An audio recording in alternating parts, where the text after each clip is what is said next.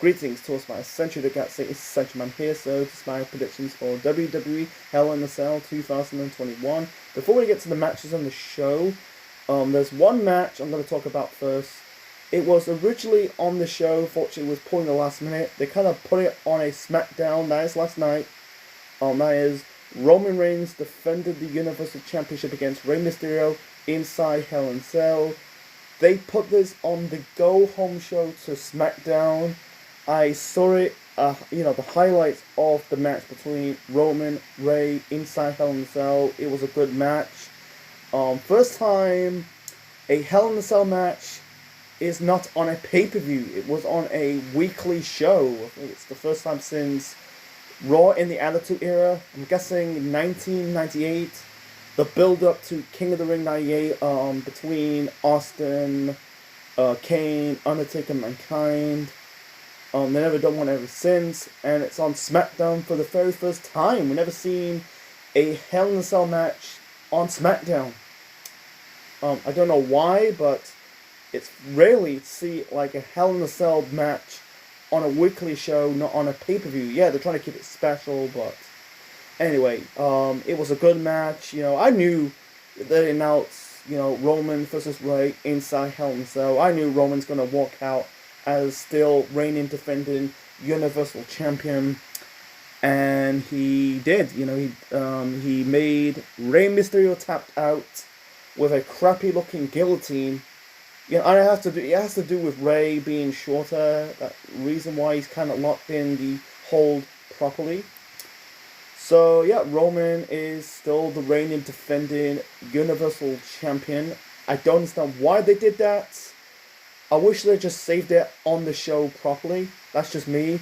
This is the criticism for WWE over the years, in recent years, throwing pay-per-view quality matches on free TV, not on a pay-per-view that people spending a lot of money. I wish they save it towards a pay-per-view that people are worth spending a lot of money.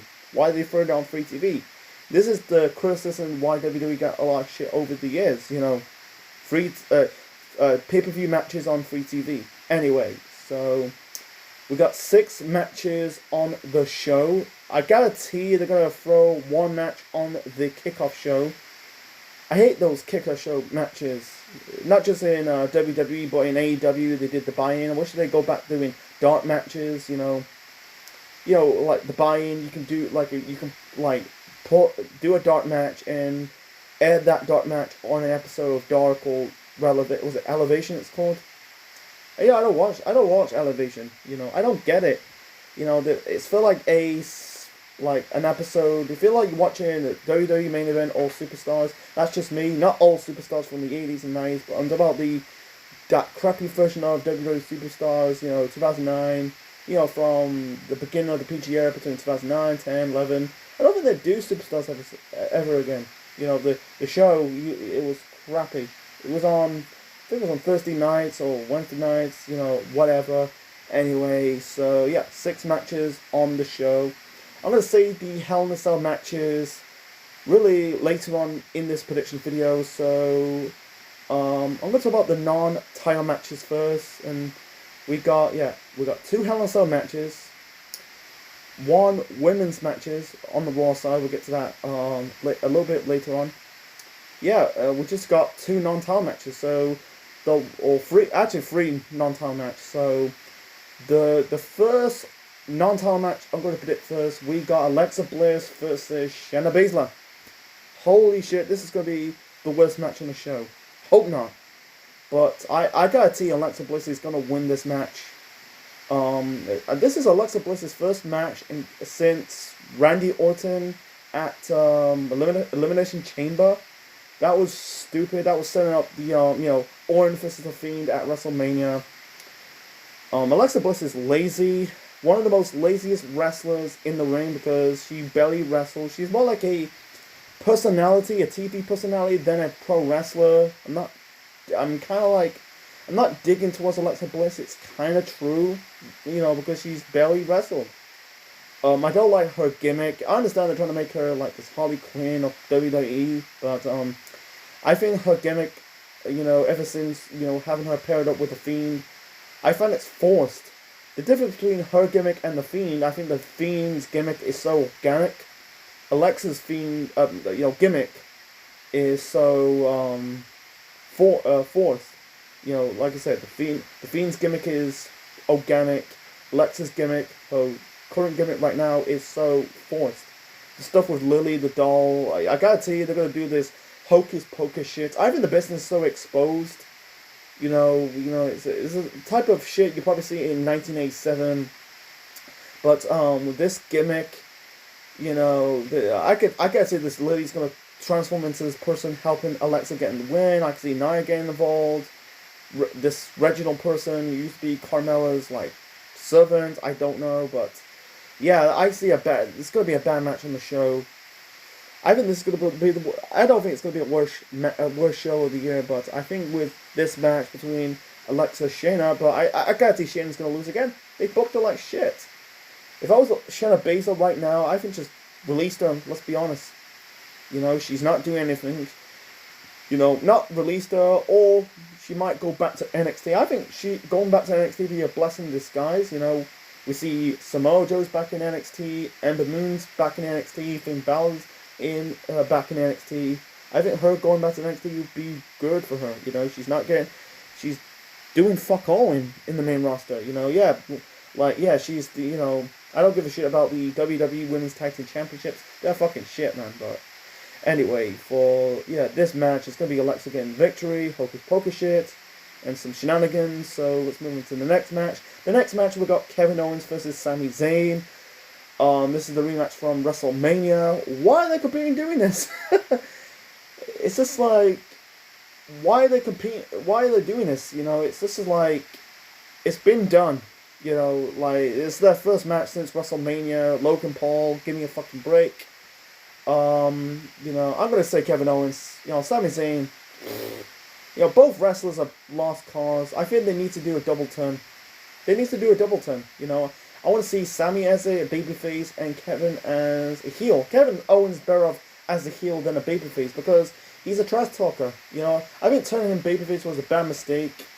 What they've done with him? Nothing. Absolutely nothing. Because I think he was in this feud with Apollo Crews and lost the he didn't lost the Intercontinental title, but he was in the Intercontinental title picture with Apollo Crews and lost with Aziz. Apollo Crews is henchman, but I'm gonna go with Kevin Owens getting the victory over Sami Zayn, do a double turn.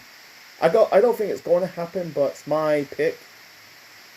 The next match, I kind of intrigued of. We got Seth Rollins versus Cesaro. Because Cesaro won the match against Seth Rollins at WrestleMania. I think it was night 1 or night 2. So I'm guarantee Roman will get his win back. But it'd be a shock that Cesaro's winning the 2 matches out of the rivalry, because the rivalry kind of ignites after Cesaro lost the Universal title match against Roman Reigns at WrestleMania Backlash. You had Rollins injuring Cesaro's arm.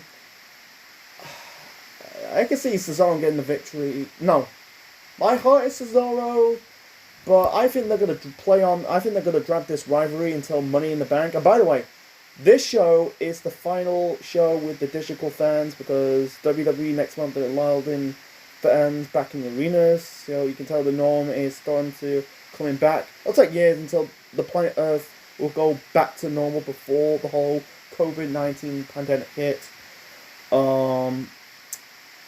Back to the Rollins Cesaro match. It's going to be Rollins getting the victory. I think the blow-off will be at Money in the Bank. I'm guessing Money in the Bank is next month. First time a Money in the Bank pay-per-view in July since, I'm guessing 2013. Before they moved it to a June pay-per-view and then a May pay-per-view. For the last recent years, they kind of moved the Hell in a Cell matches, not Hell in a Cell matches, the Money in the Bank pay-per-view. It used to be a July pay-per-view, now they kind of switch it to a June pay-per-view or a May pay-per-view. And by the way, this is the first Hell in a Cell match, not Hell in a Cell match, but this is the first Hell in a Cell pay-per-view outside of October, because Hell in a Cell used to be an October show. Used to be the Halloween show. You always do the show before your days before Halloween. I'm guessing they kind of moved it. Yeah. I think it was September. I think it's the first time since September because, it used to be a September show way back in 2017. It was on the SmackDown brand, but 4 years. But this is the first time they moved this pay per view into a summer show instead of an autumn show. So anyway, let's move on to the next match. So I predict Rollins will get his win back and do the blow off at Money in the Bank. Anyway, so that's it. That's the non-title matches. So moving on to the only non-Hell in a Cell match of the show. They'll probably add a match in the last minute, but I think it's unlikely. But let's talk about the Raw Women's Title match. There's three women's matches on the show. So So we got the Raw Women's Title match. We got Rhea Ripley defending the belt against Charlotte Flair. This is 100% Charlotte getting the title. This is their first one-on-one match since WrestleMania 36 last year. I think it was the opening match of WrestleMania Part 2. WrestleMania 36 Part 2. Charlotte defeat Rhea Ripley to becoming the NXT. She became a two-time NXT Women's Champion because she won the first one way back in 2014. My gut feeling that Rhea will get her win back, against Charlotte, it's first time in, a year, since WrestleMania 36. But, they fought the triple threat match at In Your House last year, takeover In Your House last year, Charlotte, Rhea, and Iro. But, back to this match, I don't know, man. This is one scenario to another. I could see Charlotte getting the victory. I don't know, because I think I don't know. It's so predictable that Charlotte's going to getting the title, get another push, winning another title, because they're trying to break her dad's record. Let's be real. It's between her and John Cena, which one's going to break Ric Flair's, 16 world title reign, first. Cena's on 16 world titles. Charlotte's on, I'm guessing, on 12, 13. She hasn't really won a title nearly a year because she was NXT Women's Champion last year, but she hasn't won a main roster women's title for nearly 2 years. She won. It was against Bayley in the autumn of 2019. Charlotte beat Bayley in her hometown in Sacramento. That was at Night of Champions, and Bayley beat Charlotte in her hometown in Charlotte, North Carolina, and that was the last time Charlotte held a main roster women's title belt from Raw and SmackDown for almost 2 years before winning the NXT women's title at WrestleMania 36. So I'm gonna do a pendulum with my hands. I don't know. I think the pendulum, not pendulum, but a scales. I think it's leaning towards Charlotte Flair. Sorry, I'm not sorry. Anyway, so I think I covered most of it. I covered Kevin Owens, Sami Zayn, Cesaro versus Seth Rollins, Alexa Bliss, Shayna Baszler. And Rhea Ripley versus Charlotte Flair. So moving on to the first Hell in a Cell match to predict. And this is on the SmackDown side, so this is for the SmackDown Women's Championship. We got Bianca Belair taking on Bayley. This time's inside Hell in a Cell. This is the rematch from WrestleMania Backlash. Bianca. I like Bayley. Don't get me wrong. I think Bayley's time is over for now.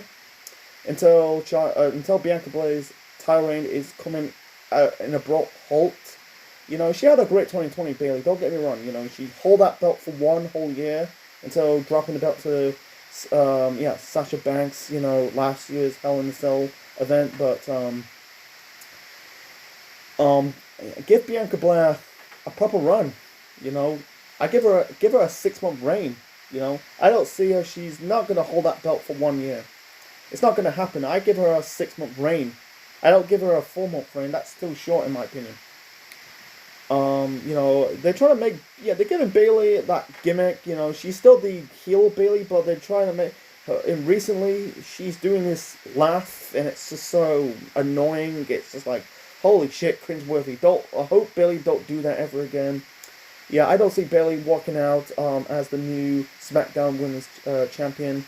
I think it's going to be Bianca Belair. It's her time. My theory that's going to be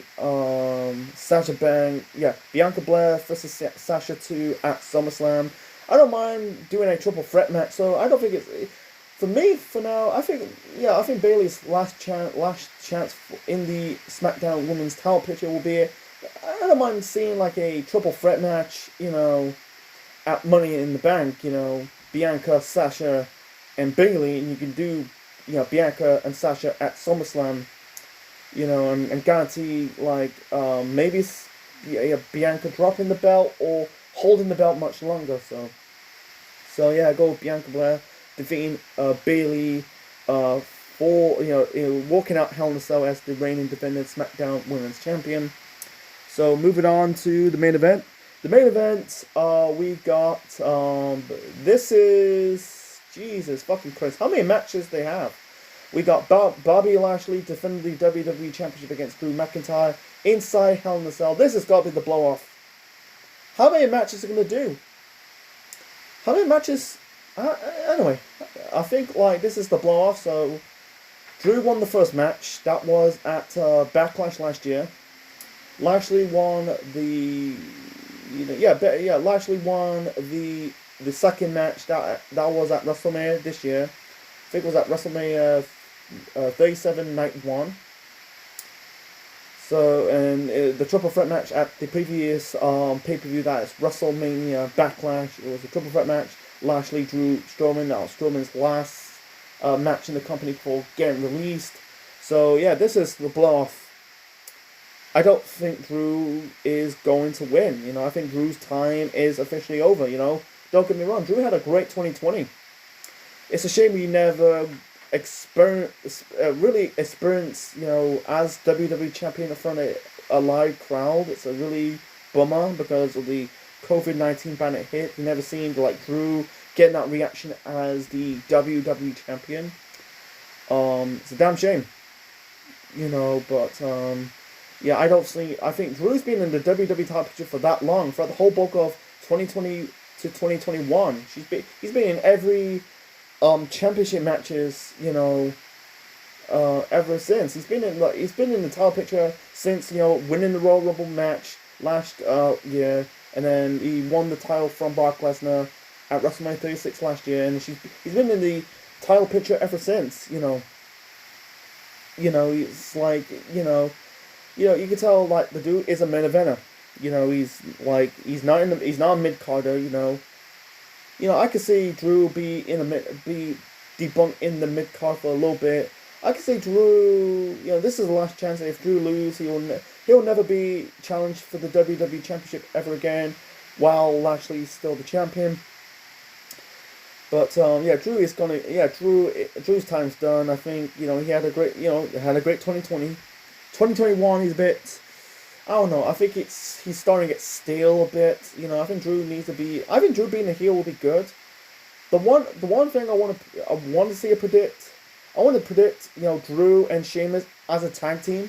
That'd be good to see. Drew and Sheamus and Drew as a tag team, the Celtic Warriors, because Scotland, the Scottish mythology and the Irish mythology are the same. That'll be good to see. That'll be good to see. Sheamus, Drew as a tag team. Drew's out of the title picture for now. It'll be a brief run. Hold the tag team title belt.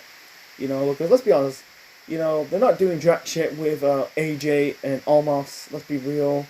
But seeing Drew as Sheamus, holding the tag team belts, that'll be good. That'll be good.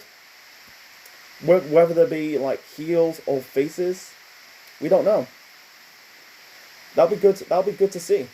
But yeah, I think Lashley's going to retain.